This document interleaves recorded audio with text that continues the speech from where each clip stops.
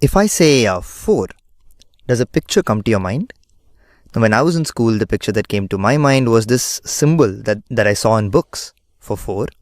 But I also thought of maybe 4 pencils or 4 erasers or 4 elephants, something, four of something. So I used to imagine it as 4 dots.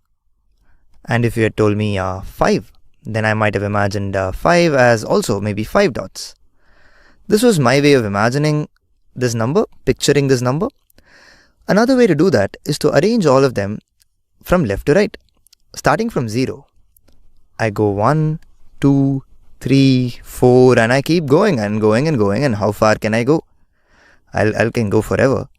I'll never reach a place where I say, oh, this is the biggest number. I'm never going to reach that. So I'll go forever. And you can see that these are all whole numbers. This entire family, because I start from 0 and count forever, these are whole numbers. So what I'm really doing here is just arranging all these whole numbers in a line from left to right.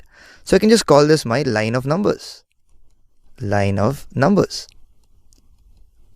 So I have to make sure that I don't miss any number. I can't just write 0, 1, 3, 5. It's not like that. I have to write all the numbers 0, 1, 2. So I have to keep doing +1, +1, +1 and keep writing. As long as I don't miss any number, and if I start from 0, then I get my line of whole numbers.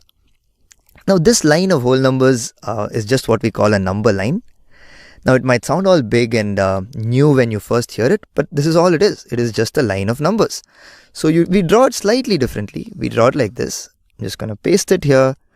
So this is how you draw it, but this is the same thing. It starts from 0. This dot represents 0. It jumps +1. So if you just add 1 to 0, you'll get 1, and then +1 again, you'll get 2, and this goes on.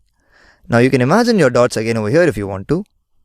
0 has no dots, 1 has 1 dot, 2 has 2 dots, 3 will have 3 dots, and so on. So to say that it goes forever, we put a little arrow over here. This arrow is to say that, hey, this does not stop with 8. It goes on, but I'm too lazy to draw all of it. So this is just to say that. So this, what we have over here is what we call a number line.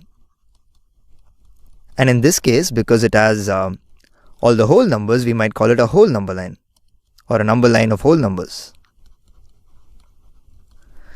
Now, one thing I want you to notice here is that as you go from left to right here, you get bigger and bigger. 1, 2, 3, and so on. You'll keep getting bigger and bigger. So right is always bigger than left. I'm going to write that over here. Right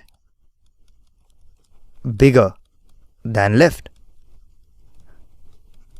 So that's because of the way we have drawn it from left to right. And one step will mean +1. One step to the right will mean +1. And one step to the left will mean -1. Now you can do many things with this. If you're wondering why this is useful, you can imagine adding, subtracting, multiplying and all of it on this. And as you play with the number line more, you will see that it's quite a bit useful. It's quite a useful way of imagining numbers.